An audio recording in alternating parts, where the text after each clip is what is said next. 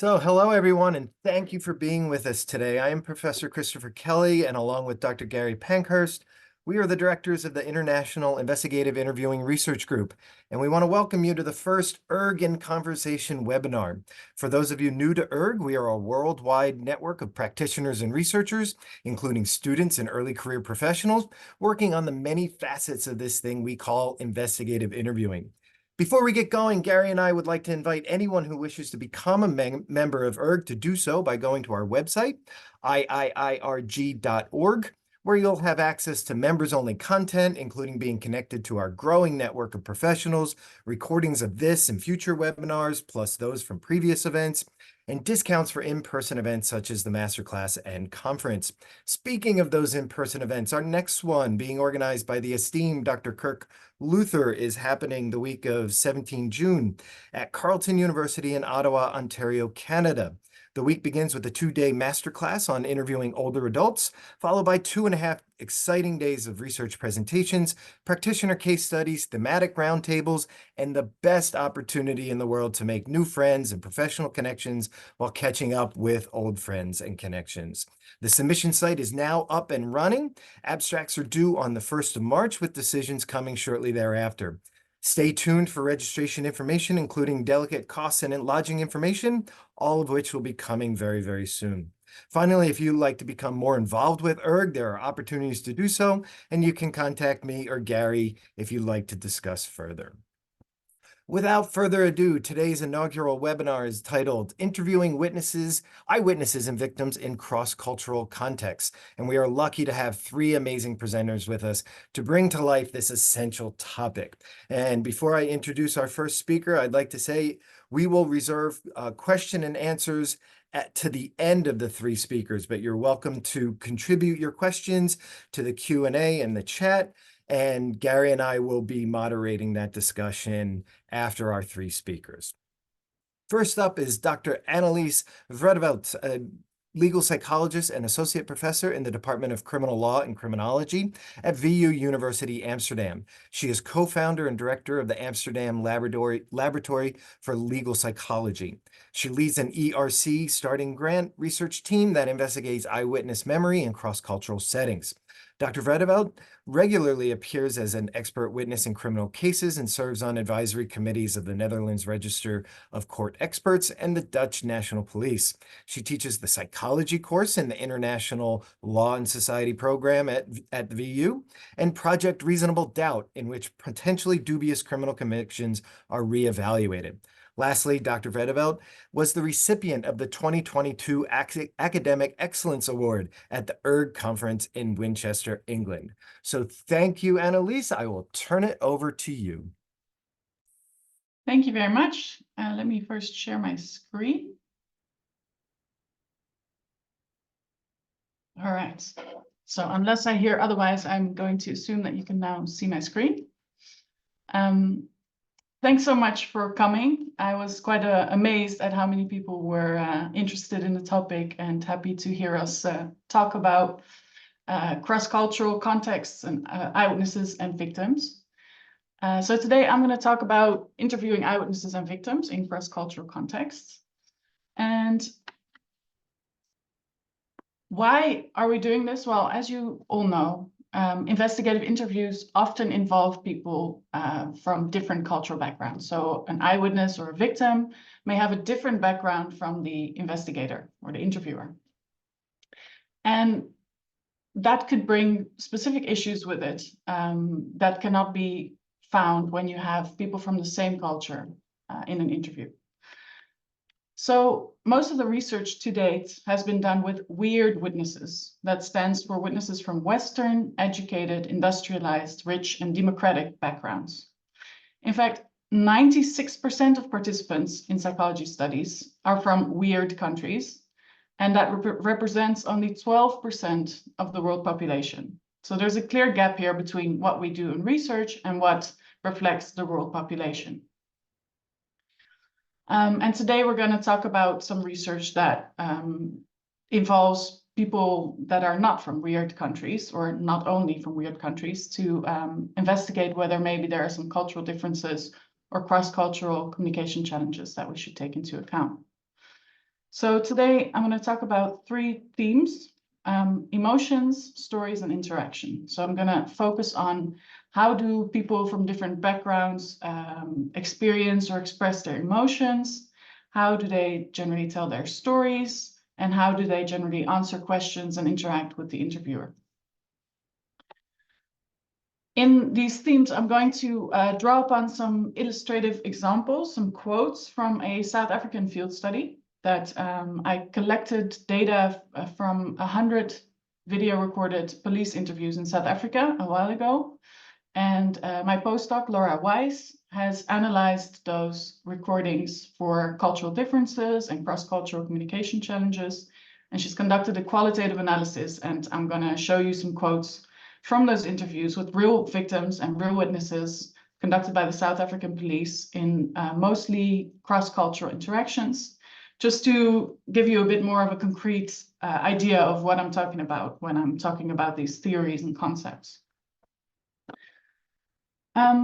But first, what actually is culture? Culture has been said to be one of the most used and perhaps abused concepts in contemporary academic and popular discourse. So it is quite difficult to define culture, and that's probably why a lot of people actually choose not to define it. So my other PhD student, Dylan Drenk, did a scoping review on cultural factors in international trials, and he found 87 articles on this topic, and out of those 87 articles, only 6 actually defined culture. So that's clearly a problem, because if they are assuming that everyone knows what culture is, it might be not all the same, because the 6 articles that defined it all had very different definitions. So just to be clear, my definition that I adhere to mostly is taken from Marcella and Yamada. And I see culture as shared learned behavior and meanings that are socially transmitted for purposes of adjustment and adaptation, that can be represented externally in artifacts like food, clothing, music, roles like the social formation, and institutions such as family and government.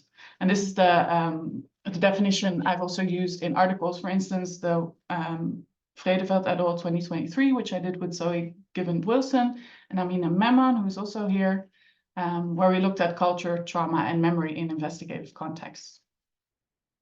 Another relevant thing to explain before I go into the themes is cultural dimensions. So Hofstede proposed 6 cultural dimensions, and those have been used a lot in research. Today I'm going to focus on only 2, which is collectivism, individualism, and power distance, because these are the most researched, and these are used in most of the research that's been done in cross-cultural psychology. Collectivism, individualism means that in collectivist cultures, people form a more cohesive group and are more interdependent on each other, whereas in individualist cultures, people are more independent and put more a greater importance on the self. And power distance refers to the extent to which differences in power are accepted in society. So in a high power distance culture, people are more likely to accept that it's unequally distributed and have more respect for authority. And in low power distance cultures, people are more egalitarian and have less respect for authority. And these 2 concepts will come back in the findings that I will talk about. All right, so definitions out of the way. Let's talk about emotions. And when we're talking about investigative interviews, emotions obviously are very important and can be quite serious, because we're talking about quite serious incidents often. So trauma is a concept that's central in this context. And I've put trauma in between these brackets because trauma is a concept that's used for so many different things. For instance, an event that you can say, I've experienced a trauma, that would be the event, but also for the consequences of the event. So you could say, I have a trauma, or I have post-traumatic stress disorder.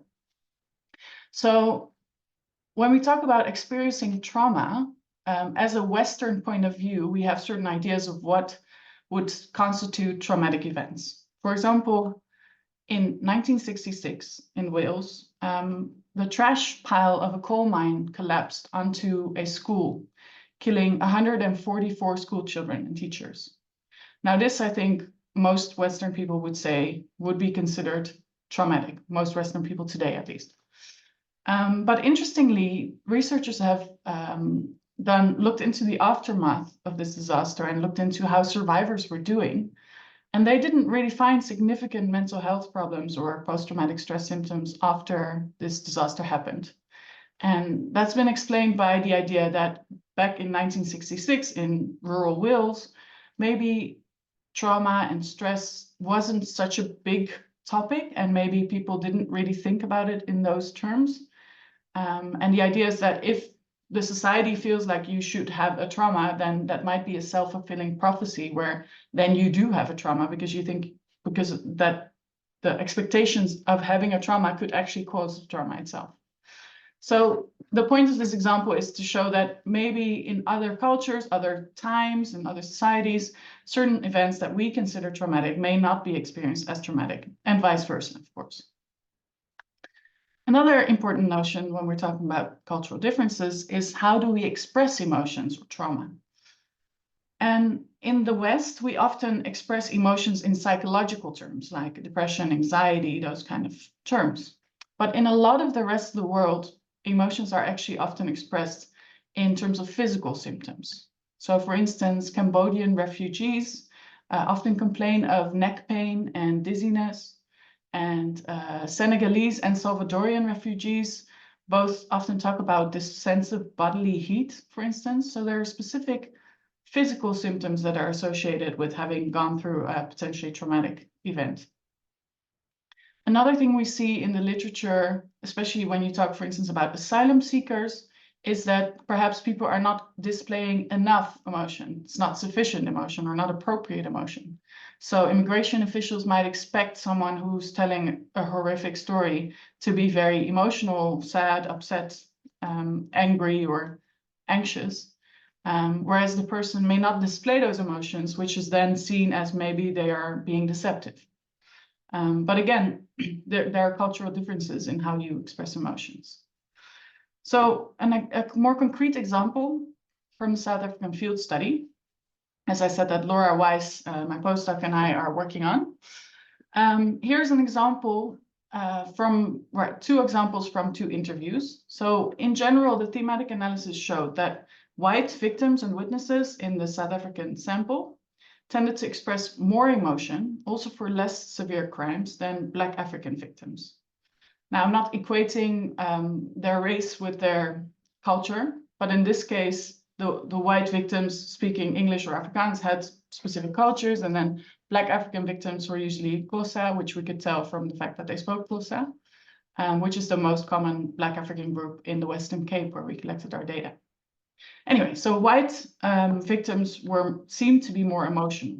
So for example, this white victim of unarmed robbery said, "Yes, you remember it very clearly. The shock, your heart almost sinks as you realize this guy is trying to rob you." He clearly expresses emotions that he felt when he was being robbed. Now, if we compare this to a quote from a Black victim of rape, in this case, it's an interaction between the interviewer and the witness. So the interviewer says, "He threatened you. I'm going to kill you if you shout." "Yes." "And then he grabbed you to the bush." "Yes." "And then he raped you?" "Yes." "And he left you there?" "Yes." "And he also had a bag."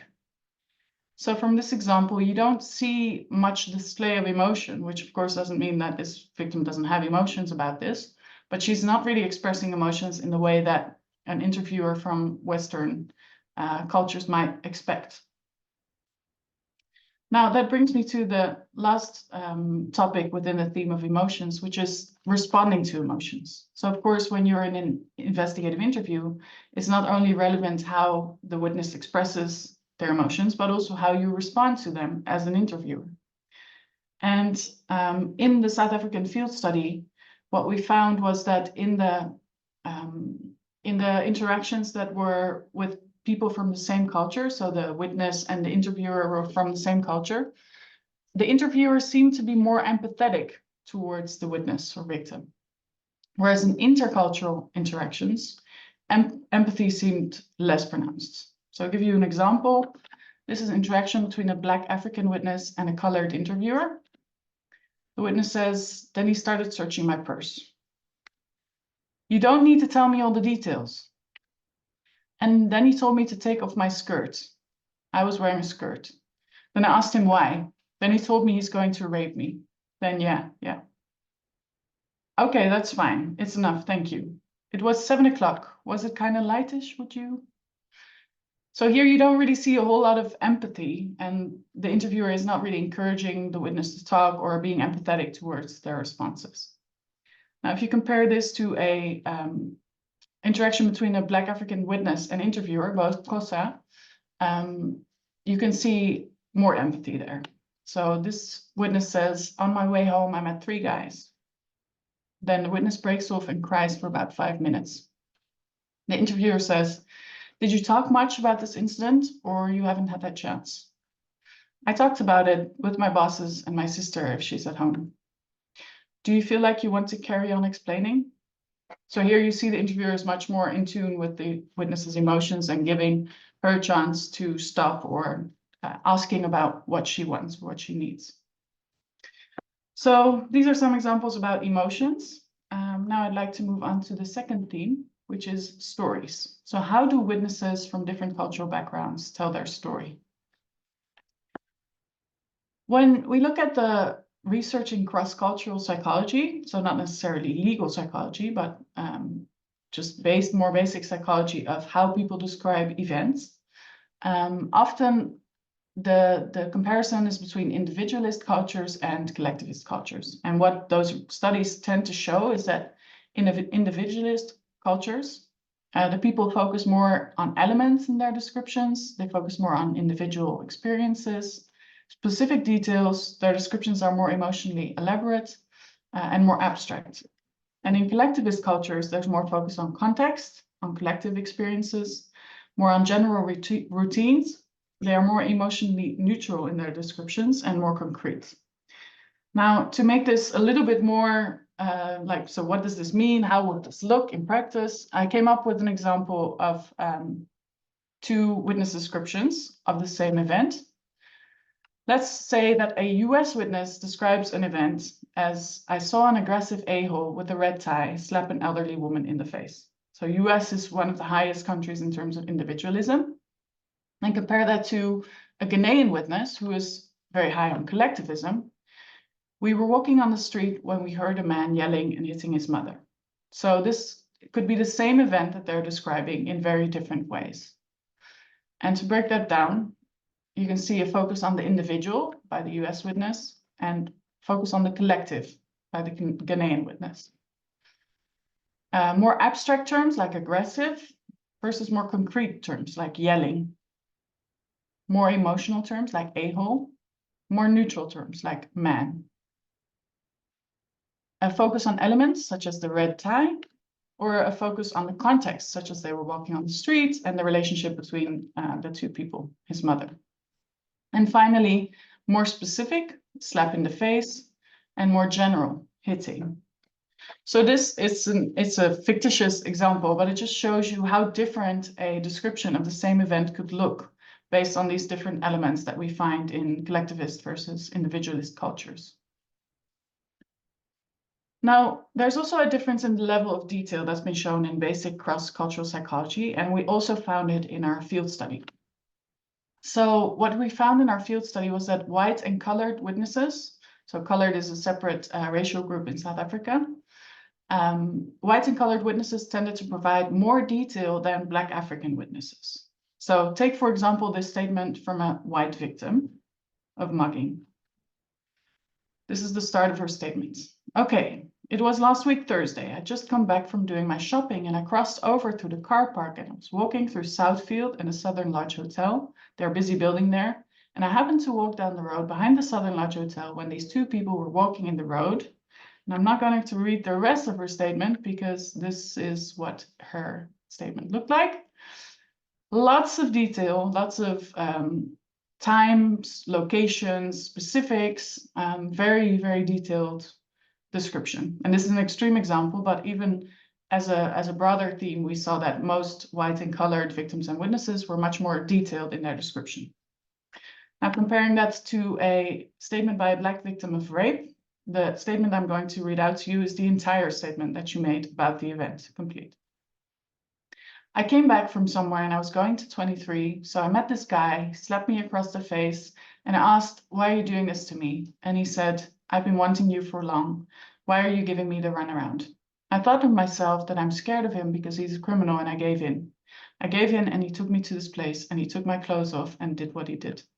That's all she said about the entire event. So a lot less detailed, which there are reasons for, which I'll get into a bit later as well. All right. Finally, the last theme that I want to talk about is interaction. So the interaction between the interviewer and the witness. A lot of research has been done on interaction, and often the cultural dimension that's looked at is power distance. Now, people from lower power distance, in their communication, they are more direct, tend to be more direct. They're low context, so they focus on the main things and not really on the context. They speak more freely, they are rational in their arguments and how they explain things, and more egalitarian. Compared to high power distance cultures, where people tend to be more indirect, provide more context, so high context, they have more often taboos where they can't speak freely, for instance, about sex. They're likely to show acquiescence, which just means that they're likely to respond yes to questions, even if the answer is not yes. And they show more deference to authority. Now, again, to make this a bit more concrete, I've put it into a hypothetical interaction between an interviewer and a witness from different cultures. So let's say there's a Danish interviewer, very low on power distance, and a Malaysian witness, very high on power distance. Let's say the Danish interviewer asks, did he rape you? Very direct question. The Malaysian witness may not respond because of many potential reasons, but for instance, because talking about sexual things is taboo. Now, the Danish interviewer might again ask a direct question. Well, did he? And the Malaysian witness might say something like, we were arguing, providing context and being indirect in their communication. Then Danish interviewer might come with a rational argument. You should tell us so it doesn't happen again. And the Malaysian witness might respond with, he couldn't help himself. Again, indirect and potentially wanting to save face. Finally, the Danish interviewer might say, so you want us to let him go, which is not really sensitive to the context and the implicit messages that the witness is telling them. And the witness might say yes, because they're likely to say yes when they think the interviewer, that's what the interviewer wants them to say. So when we talk about deference to authority, we also saw some examples in the South African sample. So here we have a colored witness talking to a white interviewer. Now, as you know, South Africa has a bit of a history, and like traditionally, white people would have been seen as higher in authority. In this case, the interviewer is also white, so being an interviewer already, police interviewer is higher in authority. So the colored witness is quite deferent to this white interviewer. Interviewer says, okay, do you know what your height is? No, sir. Okay, we'll get to that just now. What clothing was he wearing? Do you remember? No, sir, I can't remember. So very polite and hesitant to speak. Now compare this to the interaction between a white witness and a Black African interviewer. Okay, is the shape okay, or must I make it more smaller? The interviewer asks. The witness? No, the chin is fine. I'll tell you what, that face is too short. It's too wide and too short. He had very prominent cheekbones and a narrow face. Closer. Sorry, look here at the back. So here you see the white witness is much more direct and also directive towards the interviewer, and the interviewer seems a bit more reserved and apologetic. So this is yet another example of how cultural differences can affect the interaction between the interviewer and the witness. So let me come to a conclusion. What I've talked about today is basically showing that culture shapes how we express emotions, how we tell stories, and how we interact with each other. And if we only study weird witnesses, we cannot actually find out how people in the other 88% of the world tell their stories. So the research team that has been funded by the European Research Council, the Beyond Weird Witnesses team, or as we're known to colleagues, the WEIRD team, is going beyond weird witnesses in our research. So we have 4 projects. The first is the video recorded police interviews in South Africa that I told you about, that I showed you examples from today. That's led by postdoc Laura Weiss, left on the photo here. The second is about transcripts of testimony at the Rwanda Tribunal that my PhD student Dylan Drank leads, next to Laura. Then the third is eyewitness experiments comparing cultural groups. That's done by PhD student Gabi de Bruyne, who you will hear from after this. And finally, there's the development and testing of interview guidelines, which is done by postdoc Fenya Farah, who just recently joined the team. So that's why she's not in the group picture yet. And she's going to integrate all the findings and develop interview guidelines and test those in experiments. And finally, we have our amazing research assistant, Krista King, who helps all of us with all of the different projects, looking into beyond weird witnesses. And hopefully we'll find some more interesting results that I can present at a later date. Thank you very much for your attention.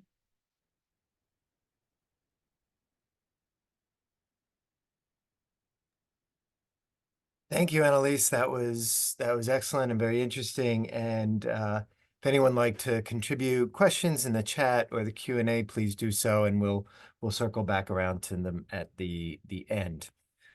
Before I introduce our next presenter, I'd like to take a moment and talk about iIIRG's student section. The current chair of the student committee is Cassandra Deon-Larive. I apologize, Cass. I know we practiced and I butchered it anyway. Cass is a second-year PhD student in forensic psychology at Ontario Tech University. Cass has been an amazing representative for the interests of students and other young professionals, focusing on supporting those in the early stages of their careers in both the study and practice of interviewing. iIIRG student hosts their own virtual events to spotlight the important work that the students are doing and to provide networking opportunities. Looking ahead, there's a student event lined up for early April titled Pen to Paper, Overcoming Obstacles in Reading and Writing for Research, that will highlight some of the awesome students and ECR's work, that early career researchers' work, with a focus on the writing process. And I can say I wish I had that type of support when I was a graduate student, but keep an eye out for more details in the coming months. And Cass, if you'd like to put your email address in the chat so anyone can contact you, there you are. Thank you. We'd like to invite any students or early career professionals to reach out to Cass and to get involved with the networking opportunities there. So with that, representing the student constituency of iIIRG is Gabi de Bruyne, a PhD candidate in the Department of Criminology at the VU University, Amsterdam. Her doctoral research is about eyewitness memory and credibility assessments in cross-cultural contexts.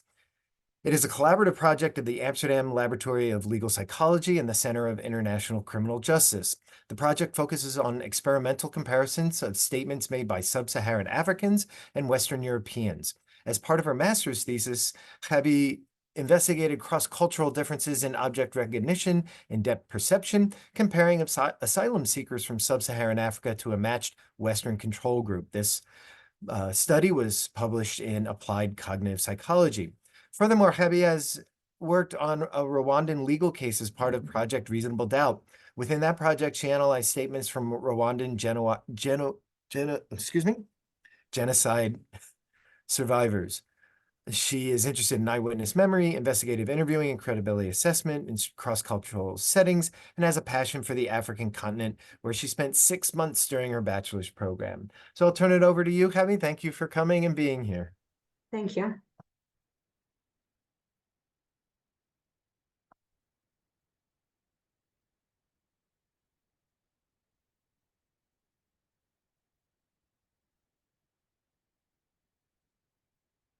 All right.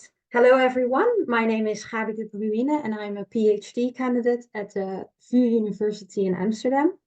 My research project is about memory reports and credibility assessments in cross-cultural context. As Annelies already mentioned, nowadays, more and more people report about their memories in cross-cultural context, such as international criminal cases, but also, for example, in asylum interviews. And that poses challenges for investigators and legal decision makers, because there are differences in how people report and remember. Today, I want to share some preliminary findings with you of my first study on the influence of culture on memory reports and lineup identification. But before I dive into that, I just want to take one step back and repeat a little bit of what Annelies already said as well. But I want to emphasize the necessity of doing more cross-cultural research or research with different cultural groups. Because this is a bit of a repetition, but most research now is done with weird witnesses, and I want to move beyond weird witnesses, since psychology research consists of 96% of these weird samples, which is not at all representative of the world population. And why I focus specifically on sub-Saharan Africa is because from that very small number of studies, including non-weird samples, only 0.6% consist of samples from sub-Saharan African countries. All right, a little bit about what I did. I conducted a controlled eyewitness memory experiment in which my participants saw mock crime video. I will show you a still of the video. As you can see, there are two perpetrators, one white man and one black man, who are stealing the backpack of a young lady who is helping an injured runner. After the video, participants were interviewed about the event, and at the end of the session, they performed lineup identification tasks. Who did we recruit? We recruited 64 participants in total. 32 of the group, so half of them, consisted of participants from sub-Saharan African countries, and the other half, the other 32, were Western European participants. Both groups were recruited in the Netherlands, and the African participants did not spend more than 2 years in Western Europe. So first we recruited the African sample in order to match our Western European group on 5 matching criteria. So we employed a 1-to-1 matching procedure. So for each African participant we recruited an European participant with the exact same profile in terms of sex, age, education level, English proficiency, and whether they're from an urban or a rural area. So that was quite a challenge to employ this matching procedure, but we succeed. And now I want to share some main findings of this experiment. First, concerning the recall, the European participants provided significantly more details than the African participants. And if we look at the different detail types, so we divided it into person details, action details, object details, and details about the surroundings. We see that, excuse me, sorry. We see significant differences in person details and in the object details.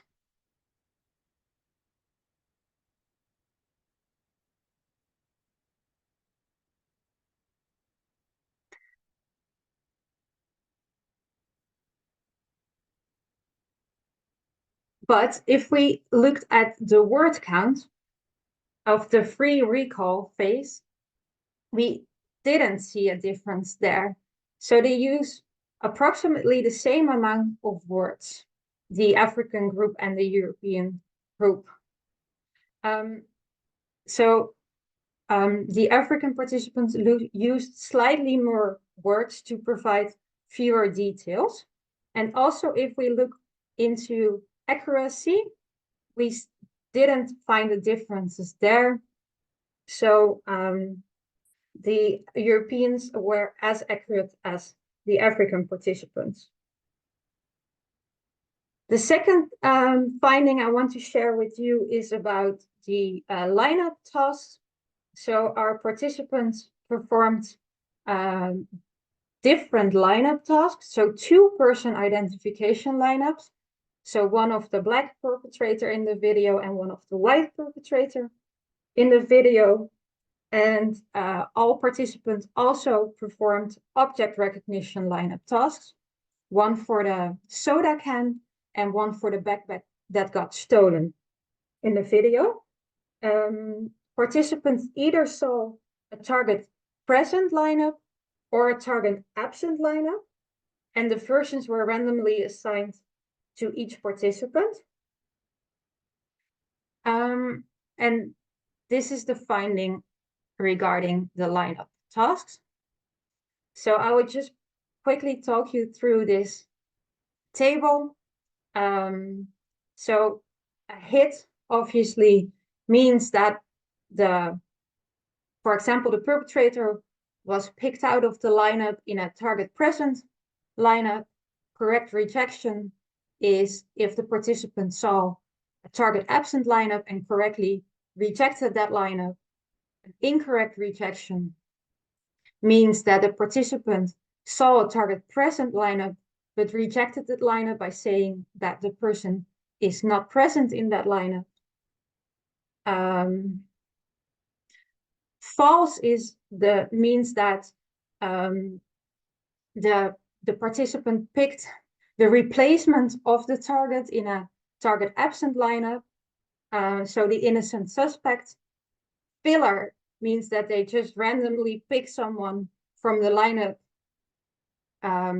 that were there as fillers, and the don't know answer or the don't know option, obviously, that the participant responded that they simply don't know.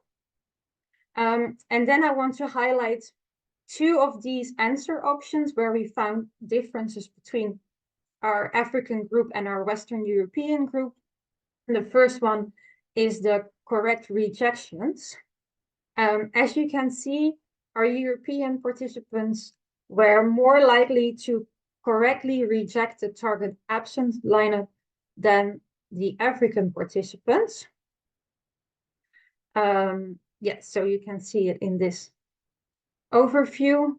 And if we zoom in on the lineup type, so the white perpetrator, black perpetrator, the backpack lineup, and the soda can lineup, you don't see significant differences within a type, but overall, our European participants were more likely to correctly reject target absent lineups. And the second answer option that showed significant differences between our 2 cultural groups is the filler option. So our African participants were significantly more likely to pick a filler from the lineup, regardless of whether they saw a target present or absent lineup. And if we zoom in on the different lineup types, we see the differences being significant in the white perpetrator lineup and in the backpack lineup. Well, what does that all mean? Well, in sum, our recall data supports the high versus low context communication style that Annelies also briefly explained. And it's also found in previous literature. So our Europeans give more details than the African participants, perhaps because European communication style is more focused on providing information or providing the content. and the African communication style is more focused on providing context. This is also supported by the fact that the European participants gave much more details, but they used fewer words in order to provide more details.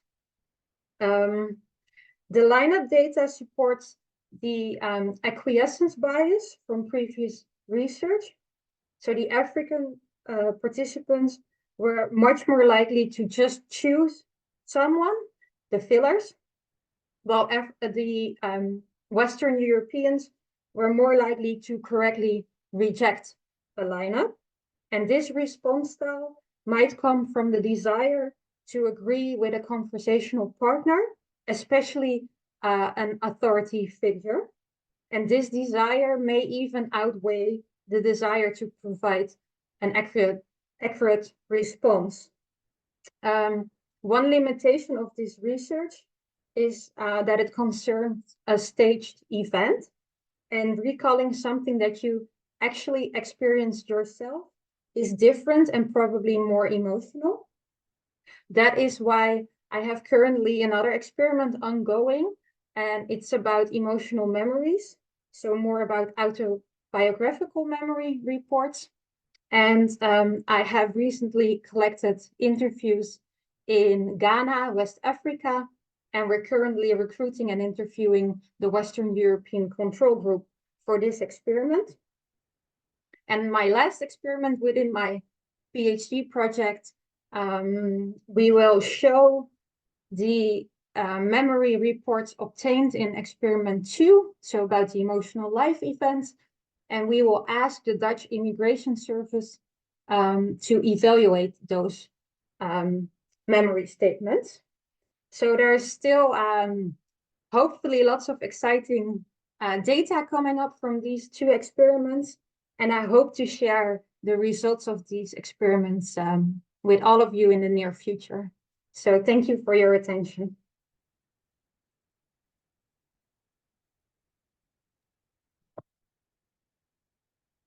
Thank you, Abby. Hopefully we can get that at the conference in June, those updated results, or hopefully shortly thereafter. Thank you for that so much. Our third speaker today represents the practitioner constituency of iIIRG. Anne Michel is a clinical psychologist with an additional degree in family therapy. She specialized in the development of support strategies for conflict-affected populations and worked in Rwanda, Burundi, and Indonesia for Doctors Without Borders, as well as for the Special Court for Sierra Leone. Throughout her work, she has developed particular expertise in supporting victims of gender-based violence and children affected by armed conflict in their involvement in transitional justice mechanisms. Anne is the psychologist, trauma expert, and team leader of the psychosocial support team in the Victims and Witnesses section at the International Criminal Court. In this role, she advises the court on the development of survivor-centered and trauma-informed approaches. Together with her team, she supported hundreds of victims and witnesses interacting with the court. Anne is currently on leave of absence from the court as she received an innovation grant from the Knowledge Management Fund of the Knowledge Platform for Security and Rule of Law to conduct a good practice analysis on the integration of mental health and psychosocial support approaches in accountability mechanism for atrocity crimes and launch a community of practice of mental health and justice practitioners. Anna is also a visiting researcher at the Amsterdam Laboratory for Legal Psychology at the VU University Amsterdam. So I'll turn it over to you, and thank you very much. Thank you very much. Let me try to share my screen first. I think that would help. Voila, I hope you see the screen. Good evening, everybody, and I'm very happy to be invited today, and I have big shoes to fill after the 2 excellent presentations before me. I want to actually, in addition to what you heard before, kind of add an extra layer to the complexity that was well illustrated by the previous speakers on how to interview in a cross-cultural setting by actually putting the focus on the mental health approach. And that was also the focus of the research that was mentioned earlier on. So basically, when I talk about a mental health and psychosocial support approach, and I talk about every intervention that we make, which has a focus on improving people's mental health or preventing mental health problems, and specifically also with a trauma focus. We heard earlier as well how important this is. I will come back to it. So a trauma-informed approach is specifically focusing on taking in consideration the signs and symptoms of trauma and the response that is needed in all aspects of the work that we do in an investigative context, is in the interviewing, but also in how we treat witnesses, etc., etc. So in the research, we actually identified, I will say first something more about trauma. It was already explained very well by Annelies before. Trauma is a universal problem. It has a neurobiological basis, so it has been observed all over the world. But as Annelies explained very well, the expressions of trauma or the idioms of distress that go with it can vary greatly across cultures. And she explained the difference between a more physical, somatic expression and a more psychological, etc. However, lots of research shows that almost everyone in life is confronted at least one time with a potentially traumatic event. It doesn't mean that you develop post-traumatic stress, luckily. In fact, the prevalence of post-traumatic stress disorder, which is like the clinical definition, is actually very varies also across the different epidemiologic studies and goes for somewhere between 1% in some countries up to even 40% in post-conflict countries, meaning that we do know that people who are exposed to conflict, who are refugees, so who are moving away from their own culture into another culture, they have a high likelihood to have been exposed to a lot more potentially traumatic events, and also therefore have a much more higher likelihood to develop trauma. So if we talk about interviewing in a cross-cultural context, already for that reason, the focus on trauma is justified. Just to give another example, for instance, if there was a Dutch study that indicated that among the general population in the Netherlands, the Dutch-speaking population, there was an estimation that approximately 71% of people had been exposed or would be exposed have been exposed to a potentially traumatic event. The overall PTSD prevalence was fairly low, 2%, but when they looked at the people from ethnic minorities in the Netherlands, or women, or people victims of sexual abuse, in these three groups, the likelihood to develop post-traumatic stress was actually much higher. So that is important to keep in mind. I will not go into the whole debate about how trauma is affecting memory. That would lead us too far, but just to highlight a little bit on another reason why trauma in any way, not only in a cross-cultural context, but also in general, is obviously a very important factor in the interviewing. Because as you probably know, the hyperarousal which goes together with the trauma, the impact of a traumatic event, affects the registration, the storage, and the retrieval of information. And when you put people in an interview setting, the fear that possibly goes with it can again trigger these trauma symptoms and can trigger traumatic memories, but can also lead, for instance, to symptoms of avoidance, that people have more because they're more afraid, they have less access to the memories, to the traumatic memories, and they have more difficulties to verbalize than as opposed to being in a situation where they feel more calm and relaxed and safe.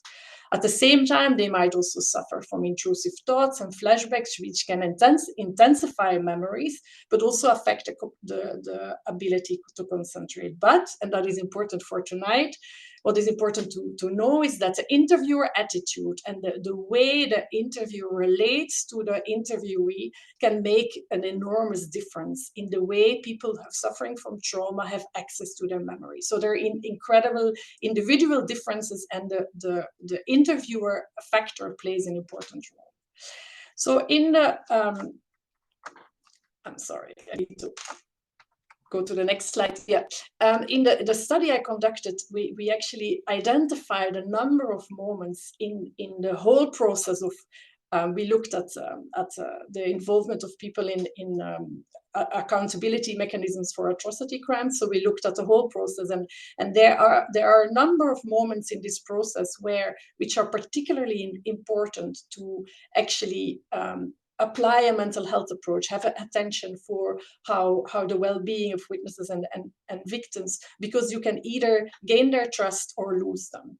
I'm not going to go into the whole timeline, but just to give you a broader idea, it will also be in the study. But if we focus into the investigation part, we can see that actually there are 4 ways that having this attention of having a trauma-informed approach or a mental health and psychosocial approach can help investigative interviews. And I listed the 4 of them. I will go into a little bit into the 3 first. The one on the important element is that mental health approaches can also help to protect those who are conducting the interviews, but I will not go into this because for the interest of time, I think this is a topic for a separate webinar, which absolutely deserves attention. Zooming in the first element is like, how can having a trauma-informed approach or a mental health approach mitigate a risk for harm? It's what we call the do no harm approach, which is in fact our first and foremost responsibility when we interact with witnesses, to make sure that they do not get harmed by the interaction with us. And we can divide it into 2 parts. There is the prevention of re-traumatization, which is really trying to mitigate the impact of having people facing a surge of trauma symptoms during or after the interview. And what can be done is, we see here also at the ICC great results with having people being assessed, especially vulnerable witnesses, by a psychologist prior to the interview, who is then, and the psychologist would then identify the vulnerabilities and the risks, but also the capacities, and communicate that to the either investigator or the other person, whether it's in court, the lawyer who would interview the person. Another important aspect of that is providing closure after the interview, because we see that there is often a surge of symptoms after the interviews, and there is even, for some people, a heightened suicide risk in the days after the interview. Also, to mitigate that risk, it is important to provide closure, to make sure that people go home after the interview in a good and in a safe way. And also, importantly, in this context, to provide culturally appropriate psychosocial support to people at any time surrounding the investigative interview. Prevention of re-victimization is actually something that demands a much broader effort to adapt procedures to the vulnerabilities of witnesses. And I think Annelies mentioned before also the issue of power, perception of power and perception of power balance and imbalance, especially in a cross-cultural setting. This is incredibly important, that you are aware of the fact or how witnesses see you as an investigator and how the power balance is being perceived. And that you make sure that people do not see the interaction in the interview as a repetition of a power imbalance, which can be re-victimizing. When we look at improving well-being of witnesses and victims and contributing to healing of victims, you can say that's not the primary goal of an investigative interview or of a justice process, but whatever we can do to improve people's well-being, we should be doing, and it is part of our mandate to do that.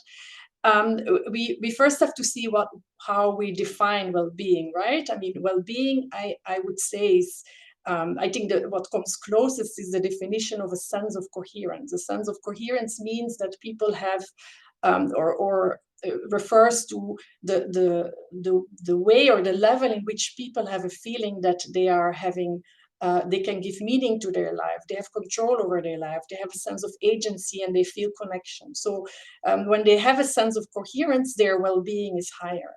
And how can we create that in an investigative interview setting? By creating physical safety, which is obviously a very important aspect, but also by trying to give as much a sense of agency to the person you interview. And you do that among one of the good practices is to provide as much as information as you can about how the interview will be conducted, what will be the type of questions, etc., to actually create a predictability. This also goes together with managing expectations about the outcome of the interview, what the interview is for, etc. And finally, and it sounds obvious, but it's not always the case, to make sure that interviews are conducted in a spirit of dignity and in a supportive attitude. I want to highlight as well that what we need to keep in mind is that when, especially in the context of international crimes, which lots of these cross-cultural interviews are part of, the investigation in international crimes, that there is often a tension or a paradox between the individual personal distress that people have to go through to give a statement and to testify, because let there be no doubt, for most people we have here, for instance, in the ICC in the witness stand, testifying is very stressful, especially eyewitnesses, victims, and can also be perpetrators who have to testify about their personal experiences. It is very, very stressful. But at the same time, there is this tension that they want to do this because of the collective gain, because of the bigger goal they want to pursue. So we need to keep that in mind, that people actually accept a certain suffering or a sacrifice for a bigger goal. And we need to keep that in mind as well when we interact and interview. And then last but not least, enhancing the quality of evidence. And there, I think we heard in the beginning about how emotions are expressed and what the differences are, etc. It's very important to keep in mind when we talk about how can we make sure that we get the best possible evidence, the best quality of evidence in an interview, is what we see that, or what research shows extensively, that if investigators invest in rapport building and in creating safety with the person they're interviewing, by showing a supportive attitude, by recognizing the emotional state of the witness they're interviewing and responding to this, that this makes a person feel more at ease, gives better access to memory, and enhances the capacity of recall. Obviously, this is incredibly important in a cross-cultural setting, because as we heard, it might be very difficult for people cross-culturally to recognize emotions, because people from a different culture express their emotions, or express less emotions or more, as we heard, but they express it in a different way. So this is why I always give the advice to make sure that if you work with interpreters, to involve your interpreters, to talk to them, to understand also the way through the interpreter, understand ways of creating this rapport, which is an additional burden in a cross-cultural setting. We also see that giving a space for a free narrative, a phase in an interview, to give people space to tell their story, and to express their story in their own way, from their own cultural perspective, gives people also a sense of control, and will enhance the capacity, the capacity to recall facts, and to also give better evidence. And finally, again, also there, psychologists or psychosocial experts can, in complex situations, help and advise people to do this. I will leave it at that. This was just, in a nutshell, the things that I addressed in the study. The study is coming out in March, and I invite you to read it. And thank you again very much.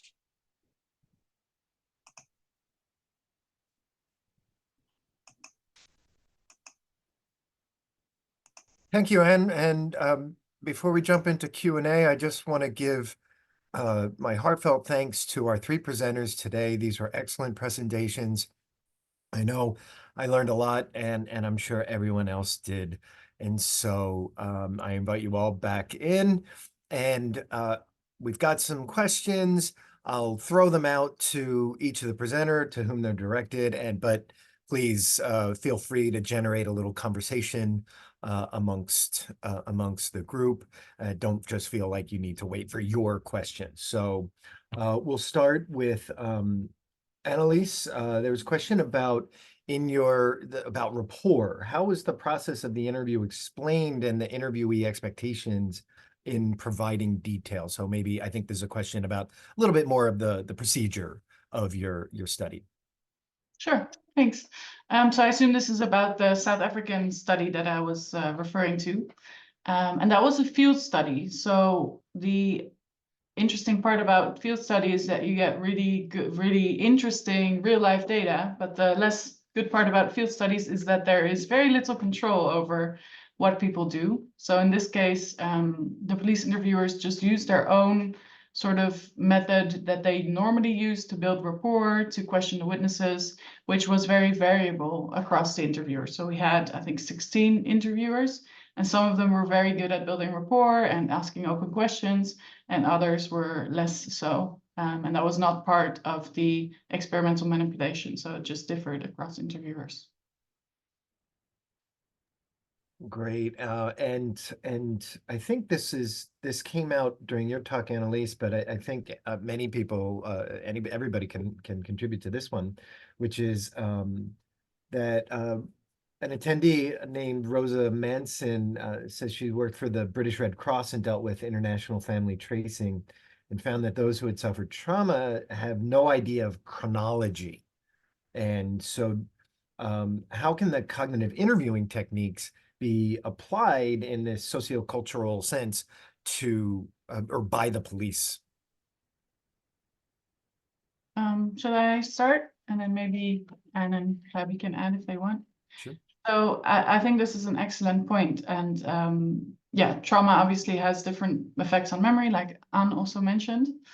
And what I did a little bit in the paper that Amina and Memon posted on the chat was look at trauma across cultures, but then also at the end of the paper, we talk about how can we actually change interview guidelines or maybe come up with interview guidelines to make things better. And basically what we concluded was that we could use the Mendes principles that were adopted by the United Nations, which basically in very short, brief explanation is that the idea is that you're open, that you're making sure the person is comfortable, the interviewee, you ask open questions, you let them tell their story, you let them take control, agency. And we think that that is helpful because it reduces the influence that the interviewer has on the interviewee. But we think the Mendes principles could use a little bit of fine-tuning when it comes to cultural factors. So some of the things that we proposed was, you know, the interviewer could look into customary greetings or signs of respect in the culture where the person is from. Should you make a lot of eye contact or should you not make a lot of eye contact? What's the best way to establish rapport? Is this person from a high context culture where you need more small talk, or from a low context culture where you need to get to the point? How does an interpreter feature into this rapport building stage? These are all things that are not really detailed in the Mendes principles, or maybe cannot be detailed in those principles, but could certainly help with guidelines for interviewers to help them do better interviews. Yeah, I'm happy to complement Annelies and yeah, indeed. Also, as I mentioned earlier, I think the phased approach to interviews is incredibly important to give people access to their memory and then eventually establish the coherence and the chronology, which is often challenging for people suffering from trauma. So I'm a strong supporter for very clear interview protocols, which indeed kind of identify the different phases. I just focused on a few of them, but indeed there's also the introduction and the closure, and to have this phased approach. And make it mandatory. I saw somewhere in the chat saying, yeah, a free narrative phase is mandatory in the German system. I think that's indeed the case, and having international guidelines. That's also what we try to do with this study, to go towards standards about how to interview vulnerable witnesses is incredibly important, to standardize things. Thank you. Javi, the next couple of questions are for you. They're directly about your research, and All the right. first one is were your eyewitnesses warned that the lineup might not include the perpetrator or the object? Yes, yes, there were very clear instructions to all participants that in case of the perpetrator lineups, that the person they saw in the video stealing the backpack could either be present in the lineup or could not be present. So that could also be an answer option for them. And then the third answer option was the I don't know answer category. So yes. Great, thank you. And a follow-up to that, or a companion question is, and this is something that experimentalists probably are thinking about in increasing ways and sophisticated ways, but the use of virtual reality in terms of mock crime and getting a little bit more tapping into the realism of witnessing or being a victim of crime. Now, that was not your procedure, of course, but have you given any thought, or do you know of any studies perhaps that are out there using that virtual reality technology to enhance the realism of studies like yours?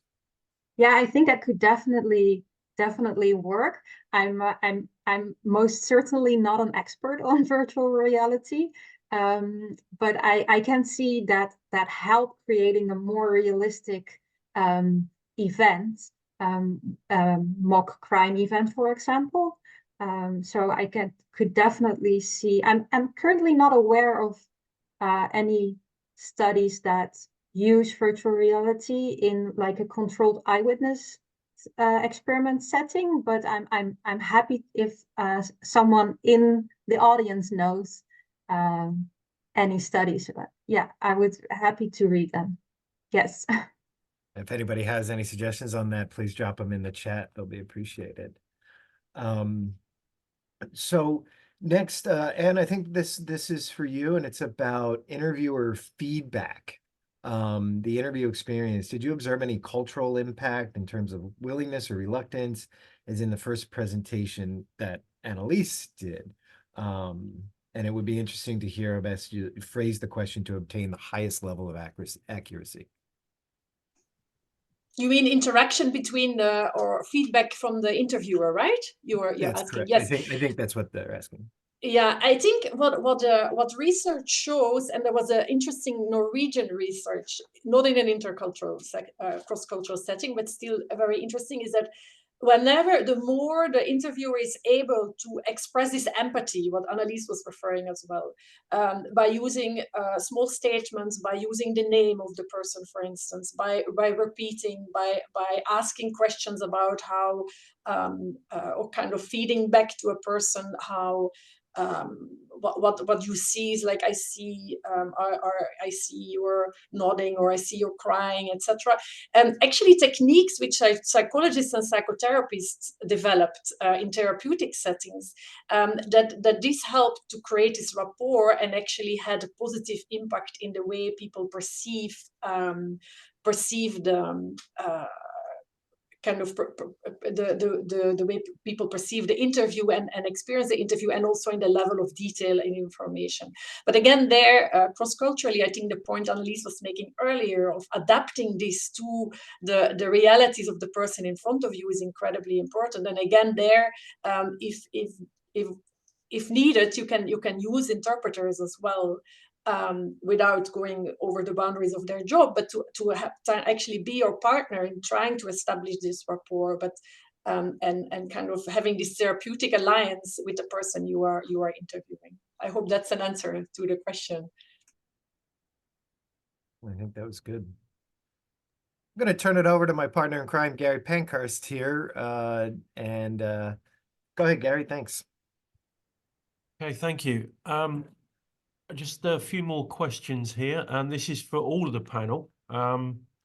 Looking at the issue of training, how far is training and experience of the interviewer important? Now, some of the things that you've been talking about today clearly are quite high-level interpersonal communication skills. How realistically can we we fit that into a training environment at what level do you think it's possible to incorporate these things into training at a standard where we think they can have an effect? I just thought I'd, try and get your views from that. That's there was talk there in terms of looking at even some of the information that you have within studies that you had there.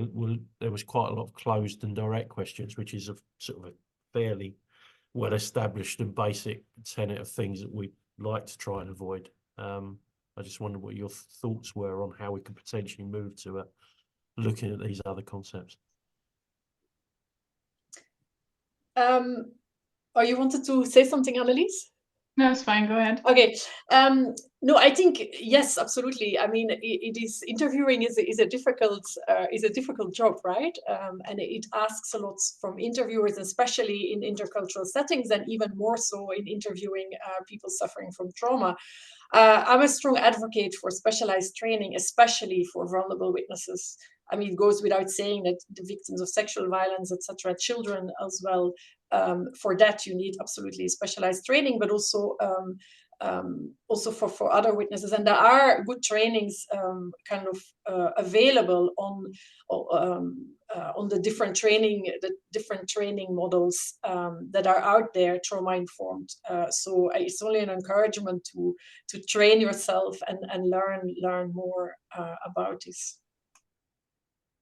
So maybe just to add to that, my postdoc, Fenya Farah, who's also here in the audience, it's specifically her goal for the next year and a half or so to incorporate all these, as you said, Gary, high-level insights into concrete training. So there are already useful trainings like unmentioned, but not necessarily specifically on culture, as far as I know. And it's really tricky. It's really not easy. So I'm very glad that I have a very smart postdoc working on this, because of course you're dealing with bazillion cultures. You can't make training specifically for each culture, obviously. So you need something more general. But what is more general then? That's difficult. And also you're dealing with people, individuals who may be from a certain culture, but that doesn't mean that they also act like other people from their culture, which is also important to keep in mind. So she's also talking to the group in Finland, Jenny Skrifvars, who's done training with asylum interviewers, and they've developed some good things also involving culture. So we're developing a training, and then we're hoping to test that in a field experiment. So we're talking to people from like international crimes units and asylum offices, etc., to see if we can try and do this training that Fenya will develop, and then test the effectiveness with pre and post training interviews as well. But that's also a nightmare to set up. So wish us luck. Absolutely. Absolutely. One of the questions that's come up, and I think probably fits into this, was there a particular reason why you chose South Africa, or was it sort of an opportunity? Well, there is the honest answer and the politically correct answer. I'll give you both. The honest one was that I was there doing my postdoc, looking at something completely different, namely closing your eyes during an interview. And I collected all these interviews, 100 interviews from real police officers. And then I realized, wow, this is a gold mine of data in terms of cross-cultural interaction, because that's the actual other answer that I can give, is that South Africa is one of the most culturally diverse countries in the world. They have 11 official languages. They have all these different cultural groups. And in my sample of 100 interviews, about 80% was cross-cultural interactions and about 20% was intercultural. So this gave a unique opportunity to get these really cool data that is very difficult to get. So literally a living lab then. Yeah. Fantastic. Okay, I think we've come to kind of the end of our time. All I'd like to say is thank you so much for firstly, for being our inaugural speakers on the first of our webinars, but fantastic and very insightful and interesting presentations. We couldn't have asked for a better initial webinar, and thank you so much for your time and the efforts in putting together these presentations for us. So thank you for that, and I'll just pass you over to Chris for some concluding remarks. And thank you all to everybody who has attended and joined us this afternoon. Yes, thank you. And we have had participants from all over the world, which is exactly what the iIIRG strives to do. And many names I recognize, I'm good friends with them, and many I didn't. And I look forward to meeting you all, hopefully at perhaps the in-person conference in Ottawa in June, perhaps at another event we can meet in person. But as we close out here, thanks again to our panelists.